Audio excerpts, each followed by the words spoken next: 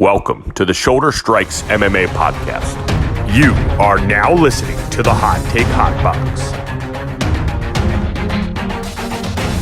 Welcome to the Shoulder Strikes MMA Podcast. You are now listening to the Hot Take Hot Box. Ladies and gentlemen, this is the Shoulder Strikes MMA Podcast, brought to you by the Hot Take Hot Box. My name is Matt McSweeney. I am joined by Ty Capone. Ty, you survived the hurricane. I did. It turns out it was just a little rainstorm. So, I'll take it. That is a good problem to have, I guess, that it was not as good as it was supposed to be. It kind of folded. It kind of came up short. Some would argue. Some say it was overrated. I'm not going to say that. Wasn't involved.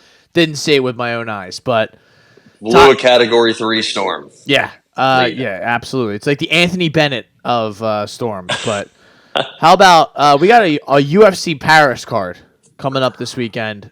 We got Ciryl Gane. We have Sergehi Spivac from UFC. I'm sorry, not from UFC, from Paris, France. We only got 11 fights though, Ty. I feel like there was more on here. And if you look at the canceled and fizzled out fights, bottom section of Tapology, there was a lot of reshuffling of this deck that went down before this card, actually. Yeah. So William Gomi was supposed to fight Lucas Almeida. That was going to be a good fight at 145. Instead, he's fighting Giannis Gamori at 145, who was supposed to fight Kalen Loughran at 135. So now Kalen Loughran's fighting Taylor Lapilus at 135 because Taylor Lapilus was supposed to fight Muin Gaffarov. I hope you're staying with me here. Yeah, And Zara Farron is opening the card. She was supposed to fight Haley Cowan, who pulled out for like the 13th time in her short career. Volkan was supposed to fight our boy, Azamat. That would have been a banger. He's fighting another terrifying light heavyweight instead. So, very... Also, we're supposed to... Your boy, Sam Patterson, Flat Stanley, we're supposed to see him get sent to the Shadow Realm. And... That's not my boy, by the way. And calling him Flat Stanley is flagrant, dude. That is flagrant. Yeah, not a flagrant 2, though, so I'm still in the game. But, yeah, we got a lot of shuffling. That one American on the card, and she's also Lithuanian, so definitely some underrated fights. I think this has potential to be a good card. I think, honestly, the main and the co-main might be snoozers. There's a possibility that we have 40 minutes of just nothing.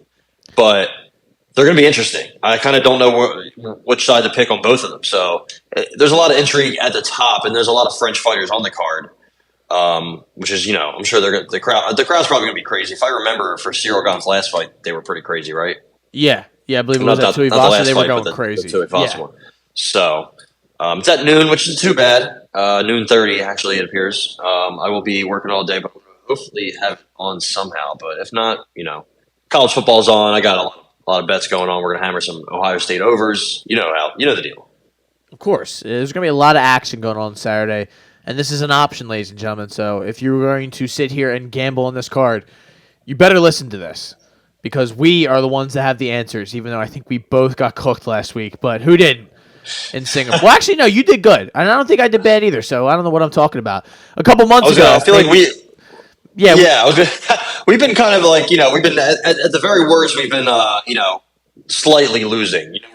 We're not losing, what did we go the one time, like a combined 1-13? Yes. Oh, my goodness. In like February or something? And you had the only win on the card. There was a day I went 0 for 9 or something. There were some dark days. We were down bad. Yeah, we should have walked away, but guess what, ladies and gentlemen? That's what quitters do. That's how you come short of getting to the diamond. We're gaining momentum into next year. 2024 is going to be big. You wait until that Conor McGregor money line bet that I hit for 75 units, and everyone's going to be like, hey, man, this is a real wild bet. And I'm going to say, you know what?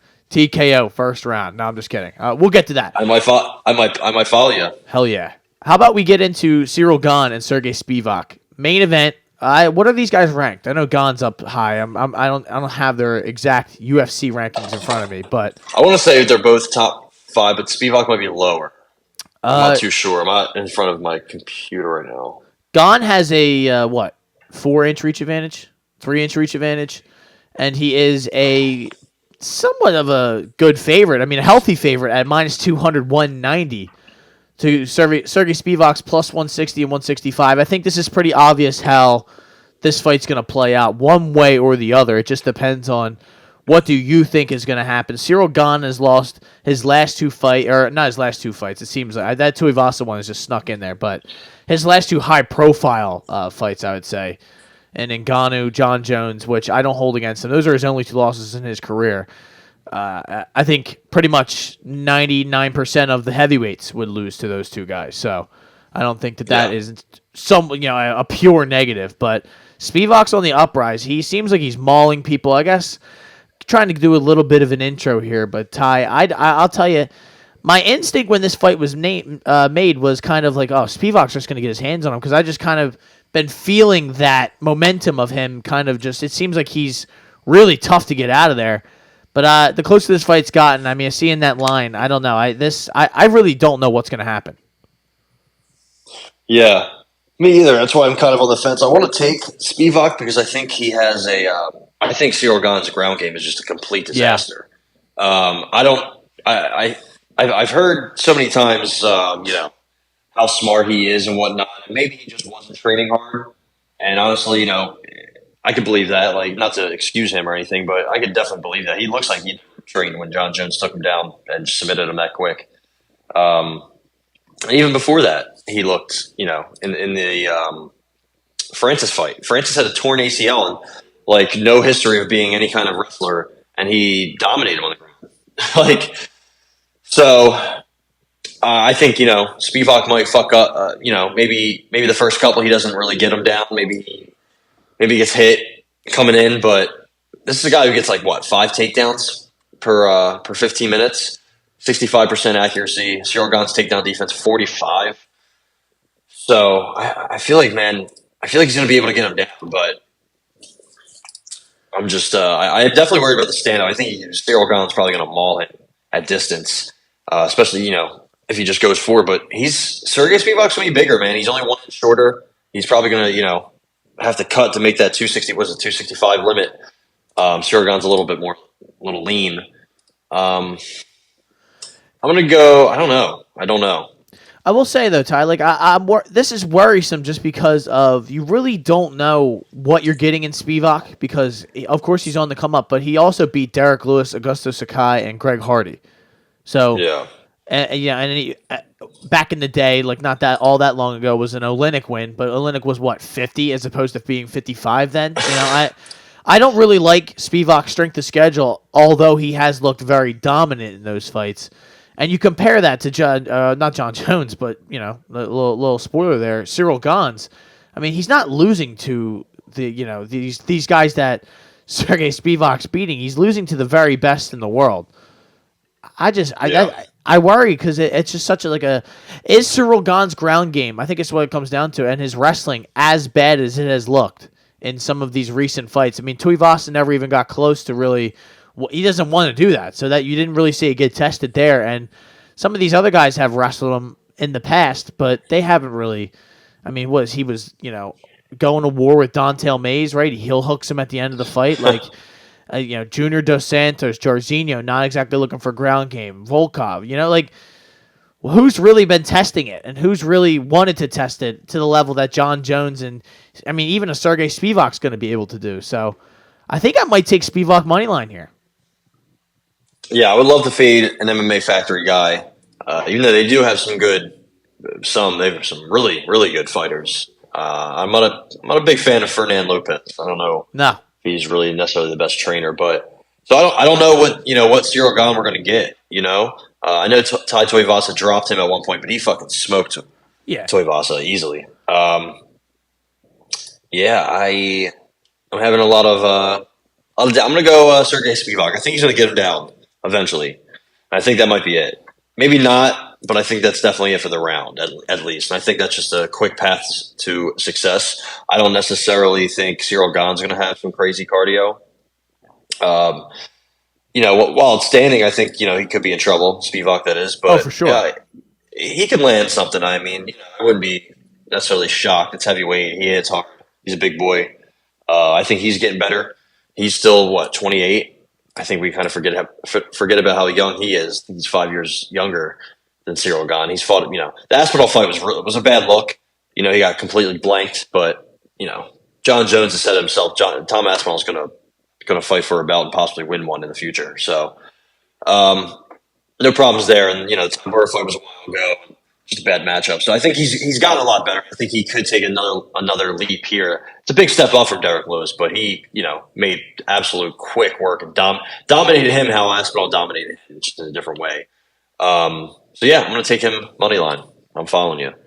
Yeah, I just, I am worried about Spivac kind of never really being in a big time fight like this, where he's, I mean, also in France, Yeah, he was the main event in the past, was he? Was one of his last fights the main event? Was it Derek Lewis? When he fought Derek Lewis. Yeah, but that didn't really, he didn't really have to go the 5 rounds, let's say there. So, Spivac money line is 165. I'm just going to stay with it. I really would like to. I honestly don't like this that much. It's kind of like one of those where it's really close and I'm betting the underdog.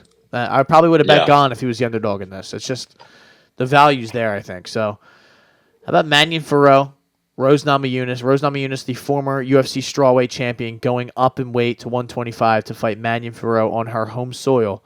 This is a big deal for Manion. She wins this. Mayon, as would be her French pronunciation of that name.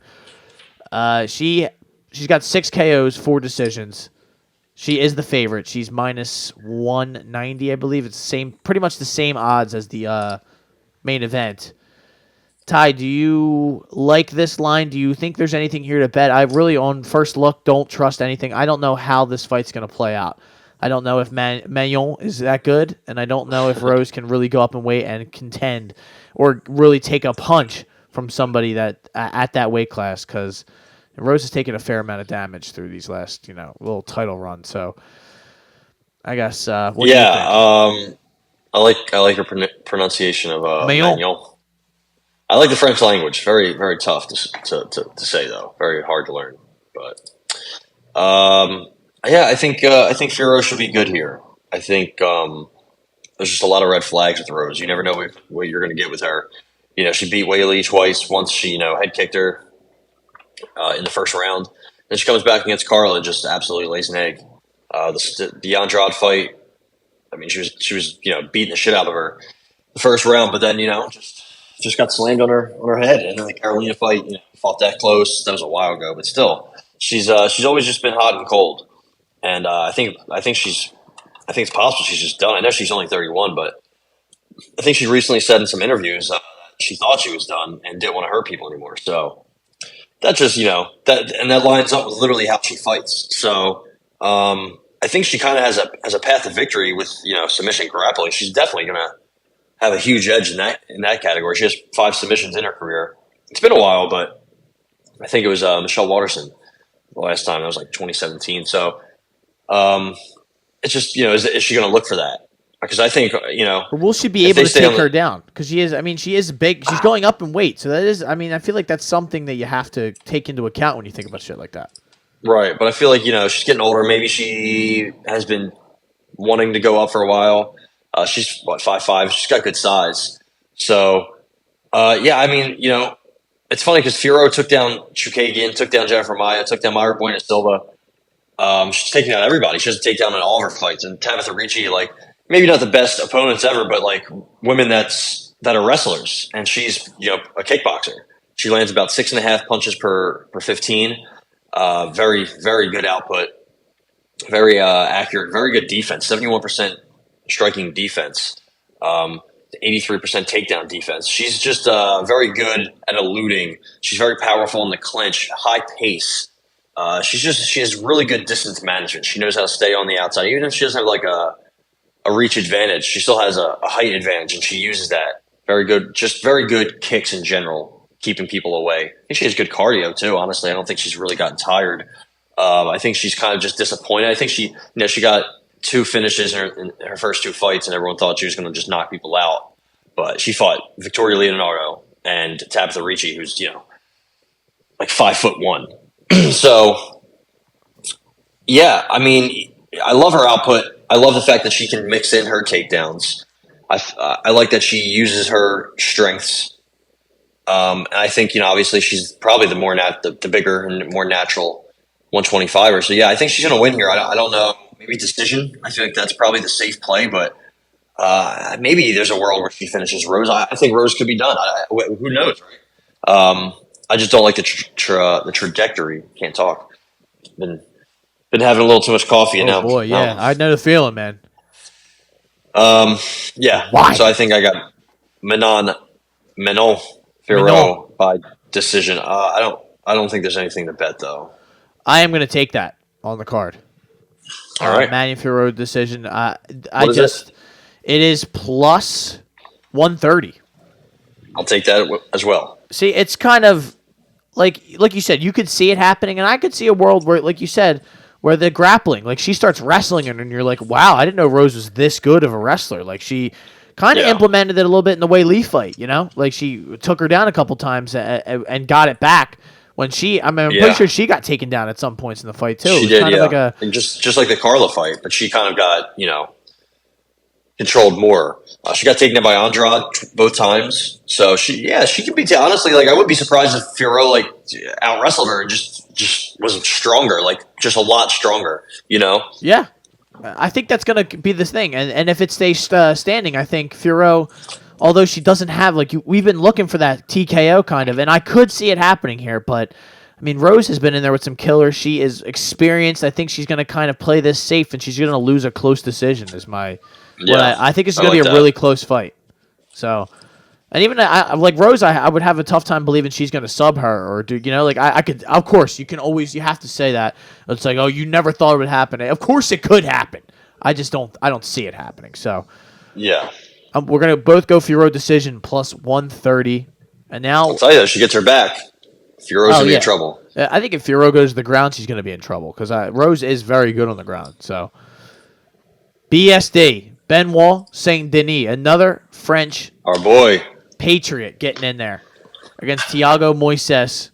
Thiago Moises we've seen in a few occasions. He's kind of fought up, and then he kind of went back down, and it's... fighting Melky, who is not bad. I don't want to disrespect Melky, but Christos Gallegos is never a good look. And then you're jumping back in there against Mr. Saint-Denis. And I am looking at the odds right now. We are minus 165, so we're getting closer to an even fight. We haven't gotten there yet. These odds have all pretty much been the same. Vegas, you can tell, really doesn't have a strong lean on who is going to win these fights. But I like Benoit here, and I might go inside the distance. Yeah, I think I like Benoit a lot too. I think it's just mainly the pressure, the aggressiveness. He just comes out firing, big body kicks, big low, whatever it is that he decides to throw. And Thiago Moises is your typical, better hammer than he is a nail, and I think that's going to happen. I think that's how this fight's going to play out. Honestly, it's going to be tough though because I think Thiago Moises is better technically. But his takedown defense isn't really good. I know, he's got awesome jiu-jitsu.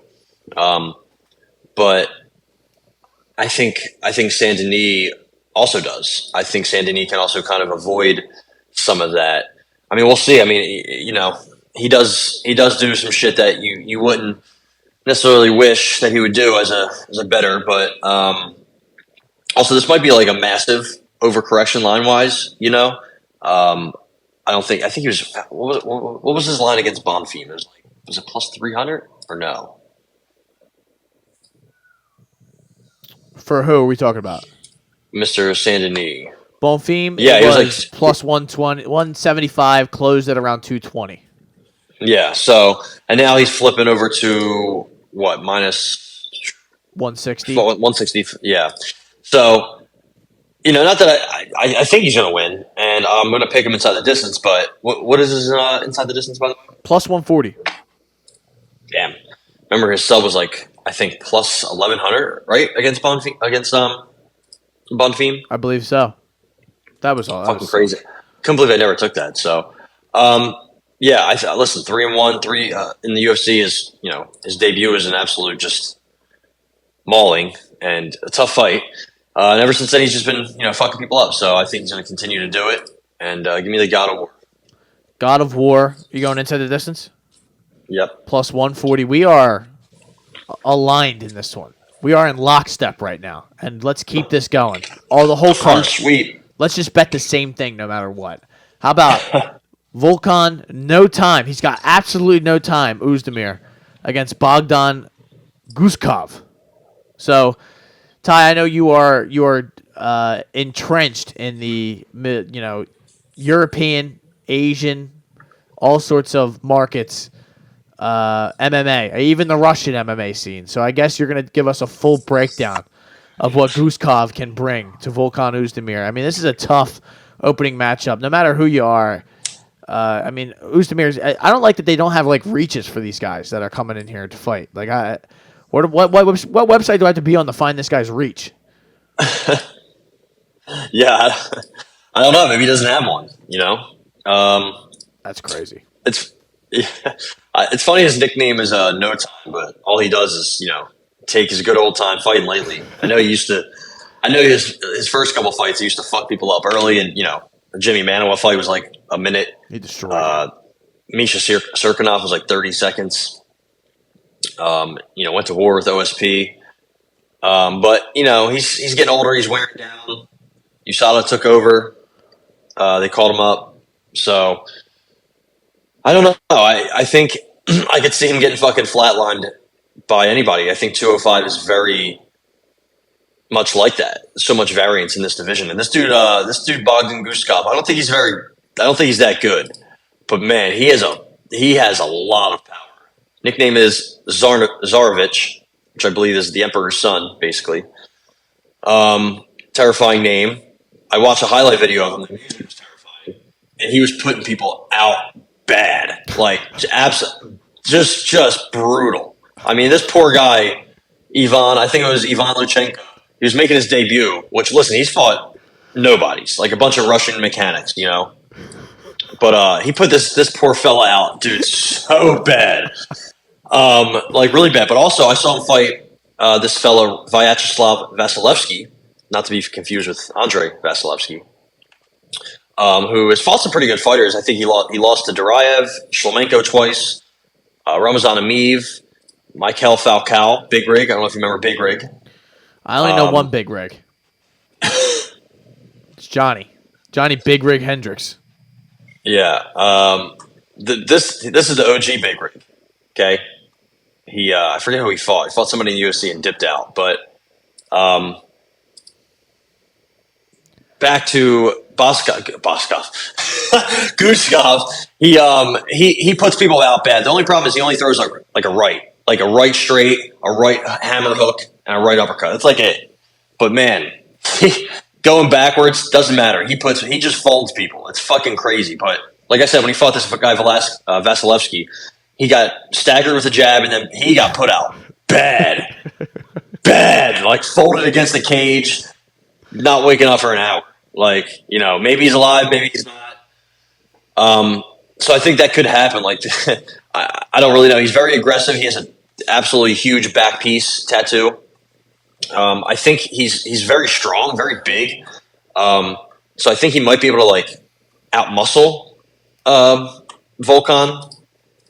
I'm just not sure about Volkan at this stage of his career. You know what I mean? Like, I feel like he's very vulnerable. Can't be trusted. And this guy is kind of. Remember, who's the guy that put out RoboCop? Nobody saw that one coming. I forget his name. The little short guy. Fuck. The Hulk. Wasn't it the Hulk? Yeah, the Hulk. Was it the Hulk? Yeah, and then he got put out. He got put bad. He got put out bad too. It wasn't our boy Nursultan. Can't wait to see him fight again. They got to get him back in there. Shout out to Nursultan. But I want to take a shot on Guskov, but honestly, I'm taking some shots on this card, so I'm going to pass on this one. Just honestly expect violence. But also expect maybe a snooze fest, like if Volkan can work the wrestling. But I don't know. This guy Guskov, I think he's probably kill or be killed, honestly.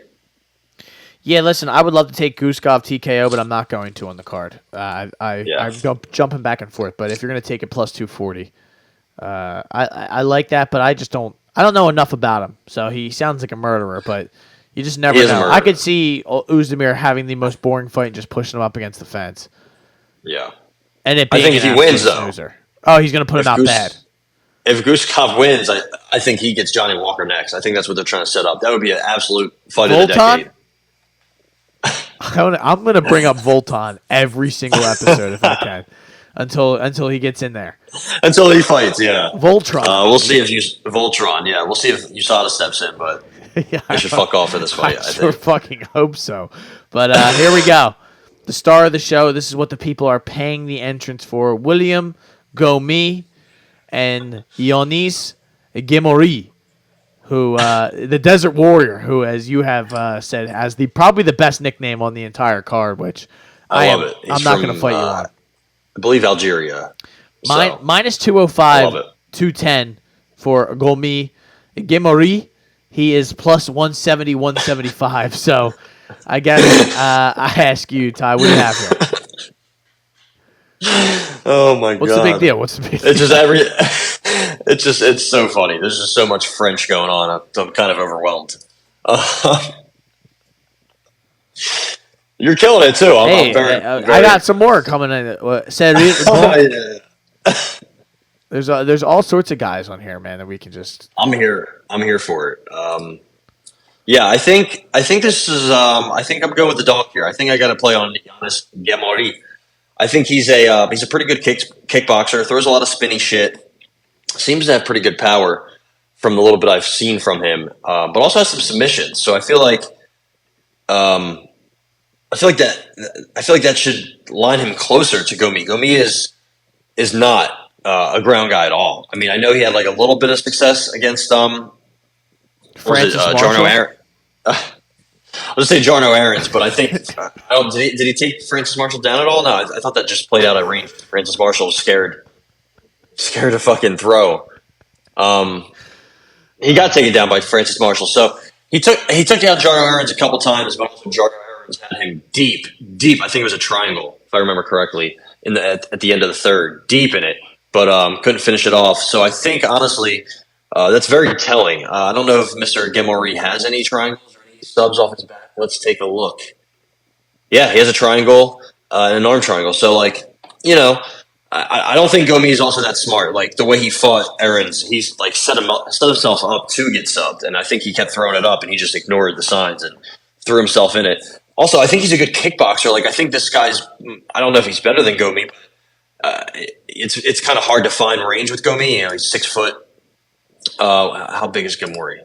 5'9", but similar reach, a 4-inch reach advantage. So I think he can use that reach at his advantage, but he's very low volume. He's not like a great round winner. He's also like very awkward. It's just an awkward style, you know. I don't honestly think he's that good. So I'm going to take Gemori. I think honestly he has a chance to win pretty much every part of this fight. I'll take the money line. I like that. I don't have a preference here, really. I was never impressed by Gomi with his like kind of closer decisions than they probably should have been against guys who really aren't that good. So if you're gonna give me him, I mean, unless his Gemori guy is horrible, and we don't know that.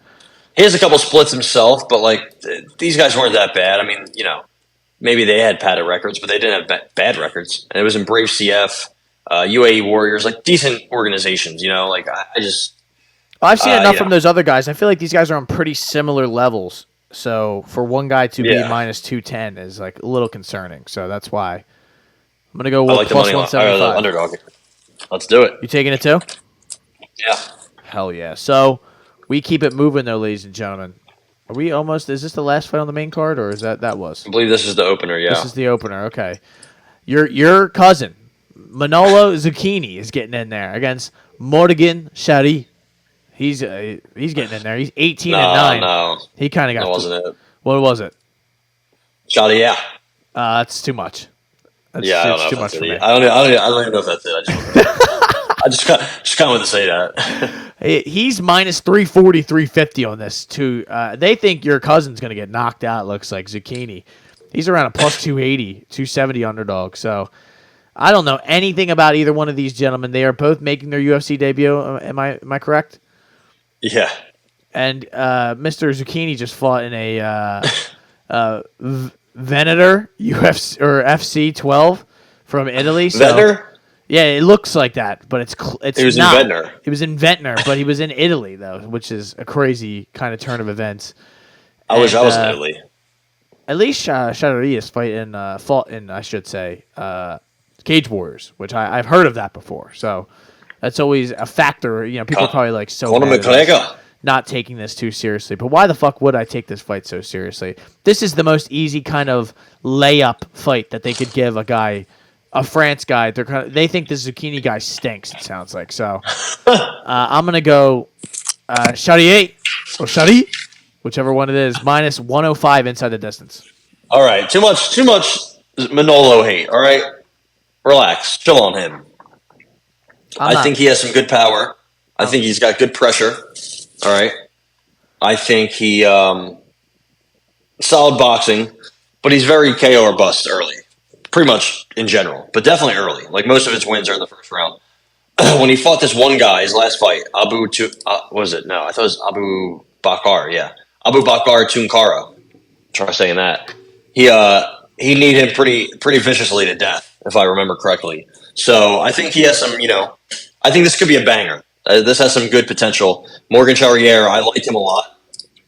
He has a couple losses, but they're to very good fighters. I mean, he's lost to Paul Hughes, who's probably, if not one of the best fighters in Cage Warriors right now. If he's not the best, it might be Jordan Vucenic, who Charriere also lost to. Lost to Soren Bach, another stud. Saladin Parnassi, he's the KSW featherweight champion. And he has a couple losses early in his career, but I don't really look at that at all. Look at Natalia Silva. She started her career like 1-3. So he's had some just great fights. His fight with Paul Hughes for the belt was like fight of the year in Cage Warriors in 2021. I think it's on YouTube. Go watch that one. It's banger. So I think he could get hit. And this guy's Manolo hits hard, man. So I think Charriere should probably smoke him though. Like good boxing, good striking, kind of low volume. He's very patient. Just like a lot of these French fighters are very patient, which could lead to low volume sometimes. Ciryl Gane, but he's good speed, good power. He's hurt people with low kicks. He has some submissions. Like I think he has an all around game. He's probably just going to dominate this guy. If it gets past the first round, he's definitely going to fucking smoke him. So. We'll see, but I like him inside the distance. You gonna take it? What can I get it at? Minus 105 is what I have it on DraftKings. I'm gonna skip it just because there's a lot of variance, but I think he is gonna get the knockout. I don't blame you at all. It's good to stay away from the few every once in a while if you can, but I can't, so I just keep on rolling. How about Taylor Lapilus? If you Lapelou against who? Ty, who's he fighting? I believe you're. So we go from my cousin to your cousin, Kalen Lochran, the Don. Kalen Lochran, the Don. He's plus 150. Yeah, I think it's gonna. This has potential to be fight of the night for sure. I think this might be fight of the night. Taylor Lapilus is very good. Should have never been cut in the UFC. I believe he was like 3-1. He was.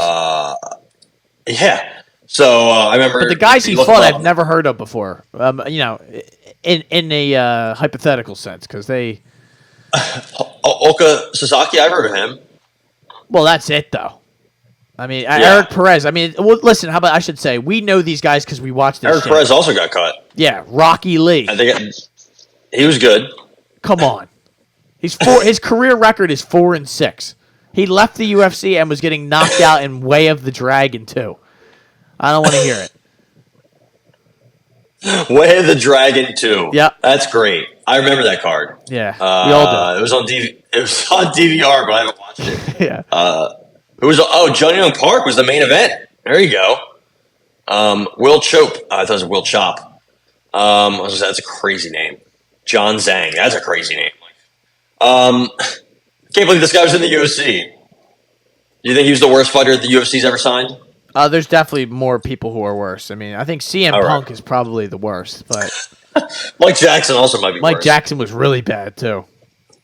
But Lapilus, even after the UFC fought, Josh Hill beat him. Nate Maness sidekicked him, gave him his first L.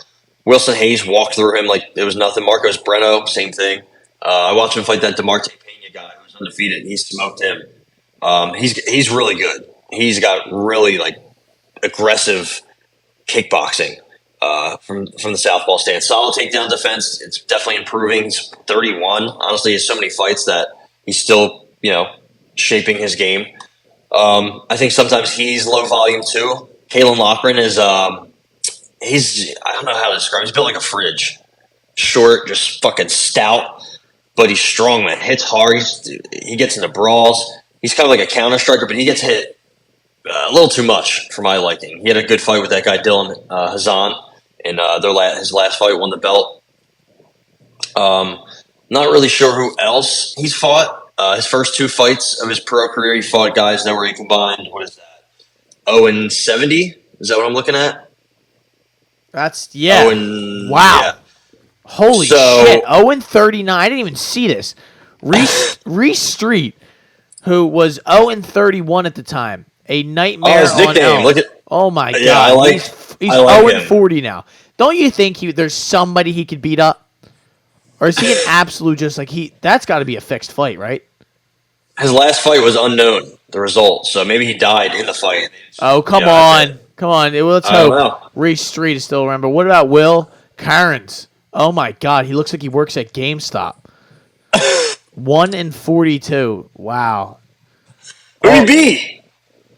He beat Sean McFarlane, not to be confused with Seth, but he also beat Mark Halford. Knocked him out in the first round. Mark. He also lost to Artem right Lobov. before COVID, so Artem it's possible Kortov, he could have been feeling under the weather and got knocked out by this guy. So. He has a couple bare knuckle wins. Who doesn't? No, I'm just kidding. Blueface does. Not really, though. Paige Van Zandt doesn't. Actually, she does, I think. She might have won one. I lost track of that. But let's get back to the message at hand, which is Colin Loughnan. I'm taking him inside the distance plus 300. Wow. I'm taking Taylor Lapilus inside the distance. Let's go. Fuck yeah. Let's go to war. You want to go to war, pal? Let's go to war. My French genetics. Lapilus is a plus 350 inside the distance. Yeah, he is. So they think this is just going to be a war, and these guys are going to stay up the entire time. I think Loughran has some wrestling upside, for sure. But Lapilus, I don't think he's actually that much bigger if he is. So that might not even be that much. I think his kickboxing is just nasty. Double impact, double penetration impact. Like I love that nickname for him. For a fighter, that's you know what I mean? Insane. By the way, that is a so suspect name to have. I didn't realize that was it. All right, double impact. The kicks and the punches. Come on, man. No, I'm doubling down my fucking bet on the other guy. All right. Well, How about Ange Lusa? I don't think the Don is that good, but hey, man, I don't think either one of these guys is too good, so I'm just taking something just because I'm taking the Irish guy, man. I can't help myself. Yeah. I don't know about in this one though. Ange Lusa, Reese McKee getting back in there. I guess is he really Irish though? I don't even know. Yeah, he is. Come on. Oh, he's from Northern Ireland. He's from Northern Ireland. I thought I saw another flag next to his name at some point. That's why I was confused. But Scotland? It might have been the Scottish flag. He's known as losing to Hamzat, one of the first Hamzat fights. Was it the first? If that's what you want to call it. I mean, whatever that was, he got mauled. He fought John Phillips before him, but Hamzat really guys, man. Yeah. Hey, at least he went, 3 minutes. Gotta give that to him. It's true, honestly. Because people smoked under that. GM3 went like 15 seconds. Yeah, he got. But he didn't land. He didn't land, nor did he attempt to strike. So, there's nothing wrong with that, right? At least he didn't go over 10. I don't know. He hasn't fought in a while in the UFC, so I think he's made some improvements. But he's gone to the third and fourth rounds with some of these guys. Jim Wallhead. I mean, that guy, Judo Jim. He was not very good. I feel like he just kind of went to Cage Warriors and fought these just, I think that Burlinson dude is pretty solid, if I remember correctly. He got smoked by Johan Linnes, so how good can you be?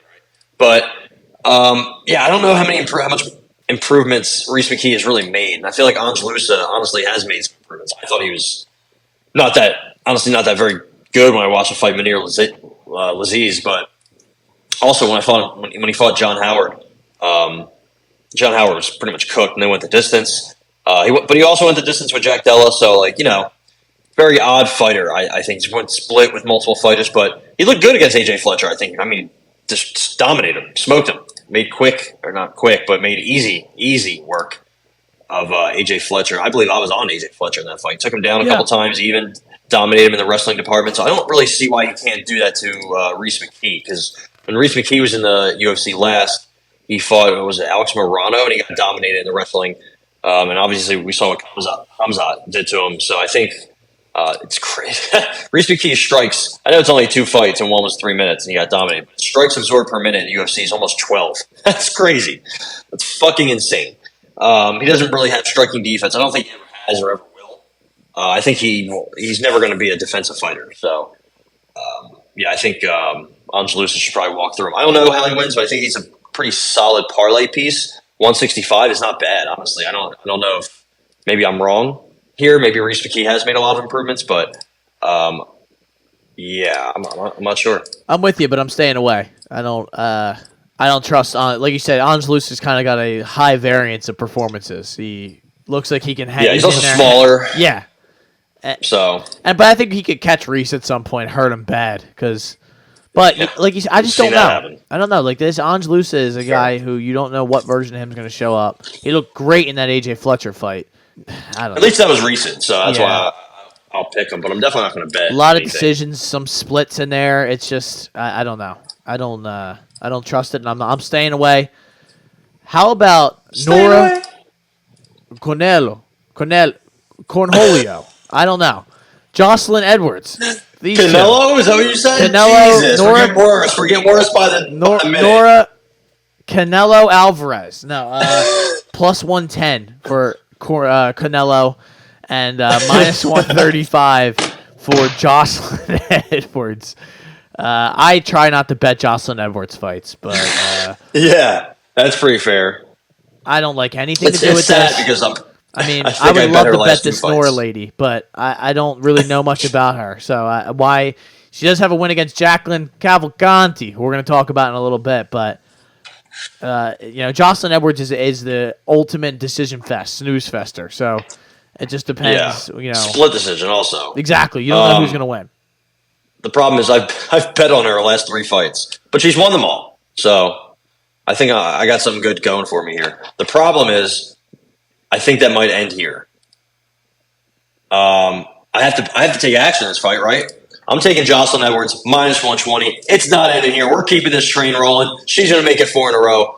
Nora Corneau is, I believe, how it's pronounced. She's 33. I think they just tried to find some French chick to fight. I mean, she has fought Lyft, Uber, all the kind of drivers that you can find. That Juliet Chukwu chick, she was, dude, she as recent as this year in February fought a chick making her debut, Sana Mandar, the fittest of Morocco. That was her nickname. They said that because she has a thick lower body is why I believe they said that is her nickname. And she's never probably going to fight ever again. I think they just picked her out of a good looking lineup of women. And as soon as she got on the ground, she didn't know what she was doing. This Corneau chick has fought nobody.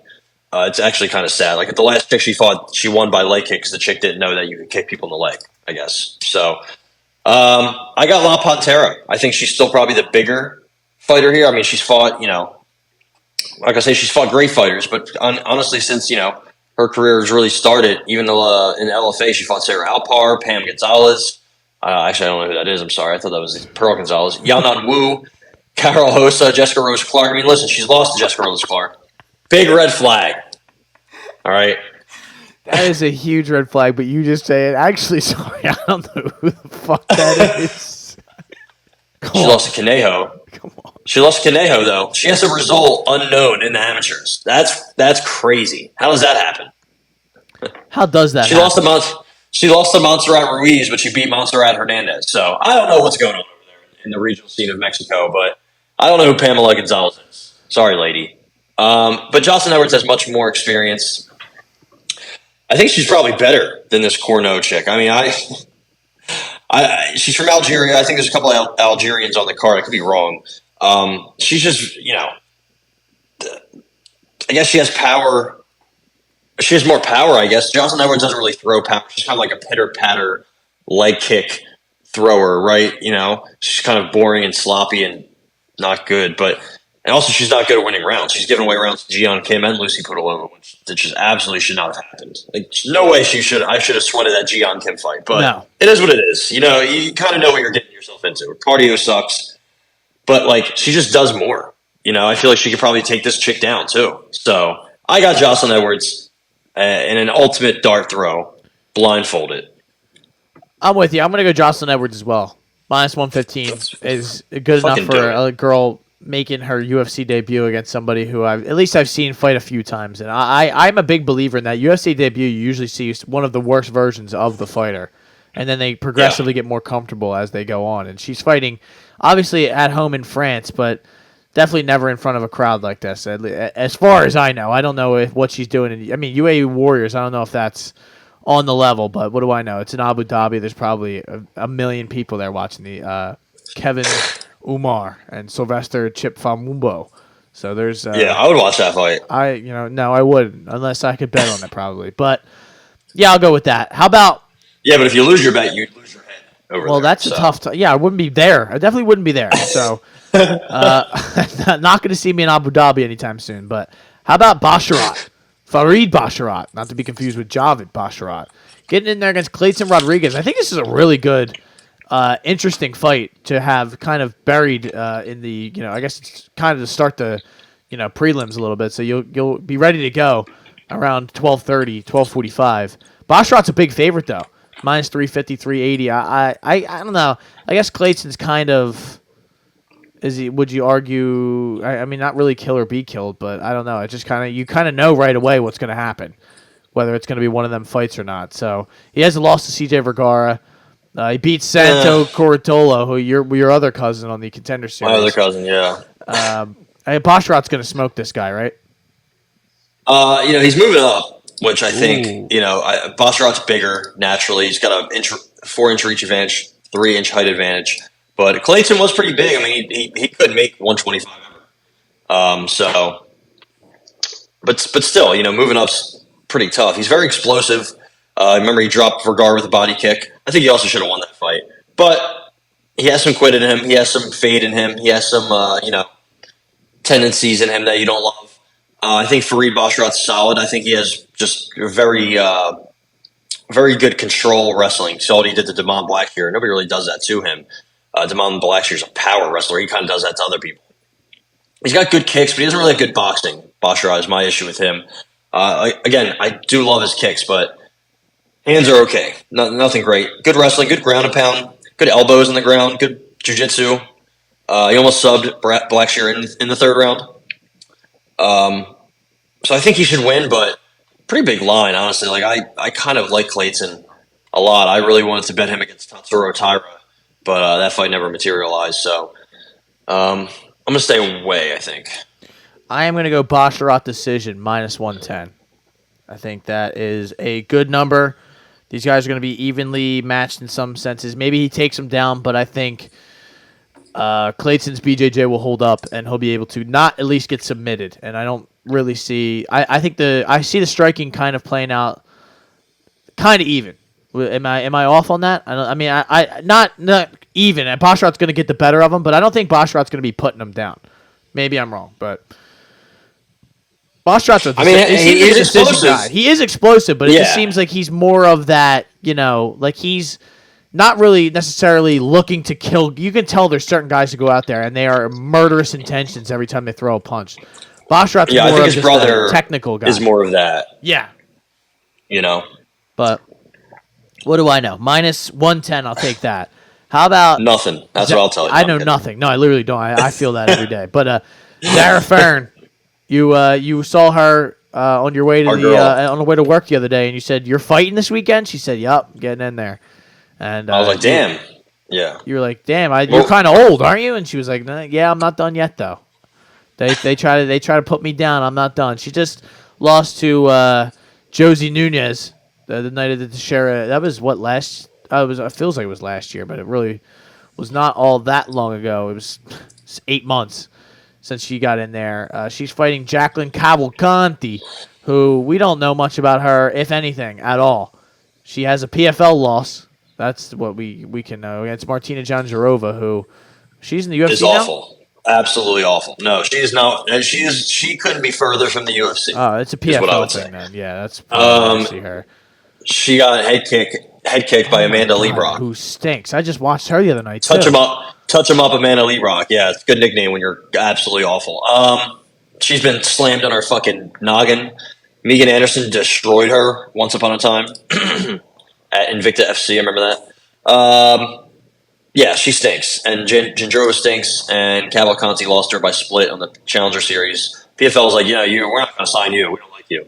So I got a big play here. I got Zara Ferns dos Santos money line.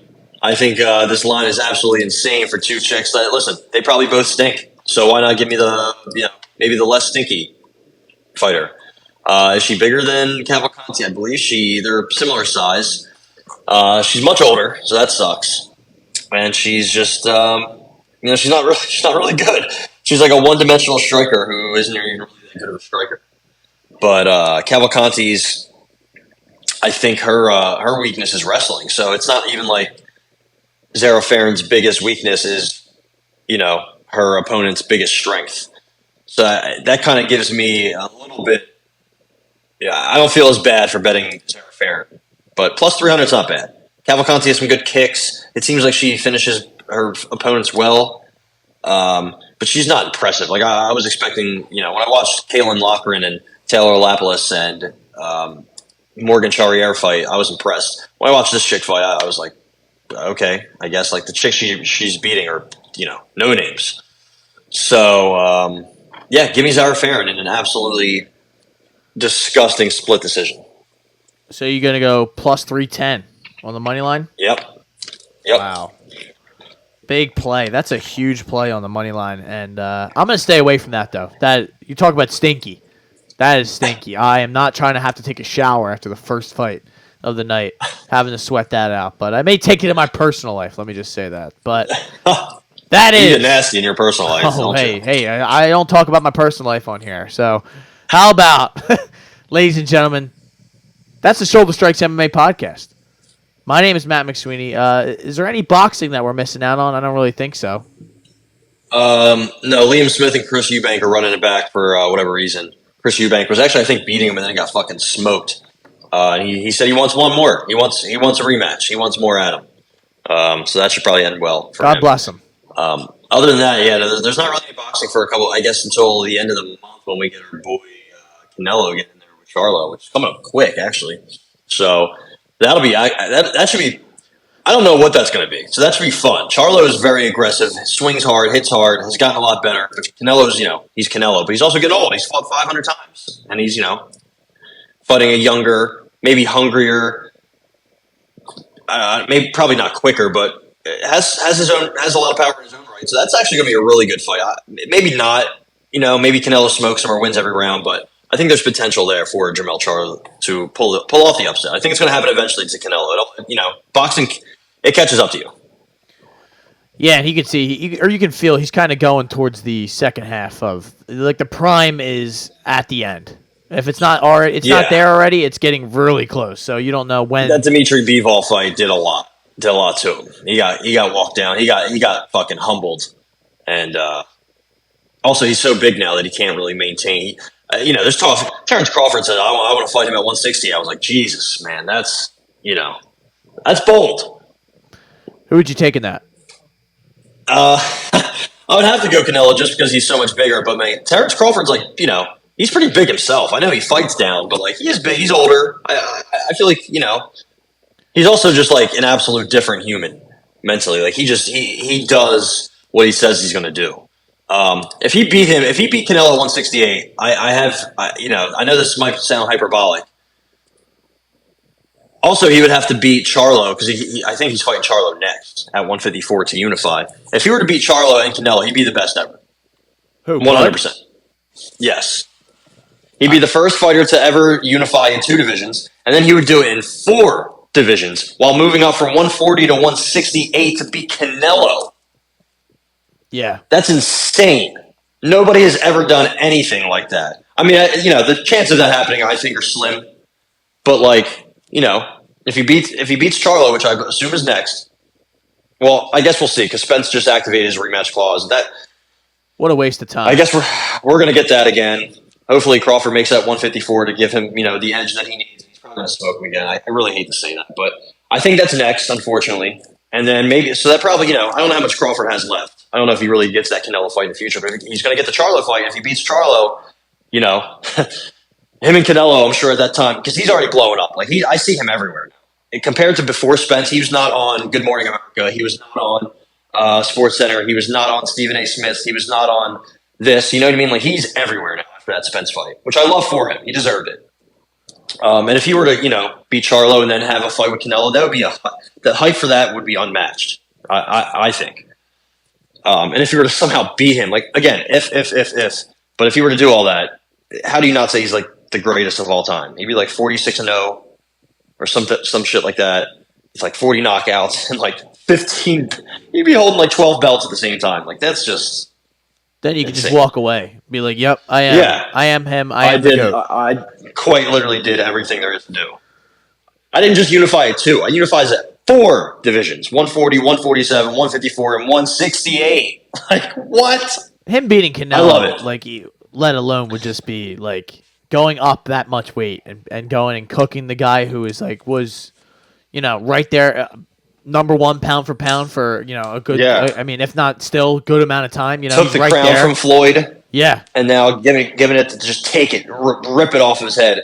It's funny because he said he wouldn't fight Crawford. He's like, listen, I'm not fighting anything under 168 anymore. I'm not even going to entertain that. And Crawford said, no, I'll come up to 168 and fight you. And he said, yeah, honestly, I'd be down for that. And I'm like, wow, Canelo switches his mood quick in a recent interview I saw. So that's kind of interesting. I think they could work together for sure. Crawford's kind of independent. So listen, I'm just saying it could happen. Crawford wants to do it. It's all about having fun, man. This is where dreams are made. We will have a full episode breaking down everything that happens this weekend on Monday. Until then, ladies and gentlemen, my name is Matt McSweeney. I am Ty Capone, as always, the 28-year-old old man, unfortunately. He has some words of wisdom on the way out that he learned. You can't have your cake. Week. Oh boy, you can't have your cake and eat it too.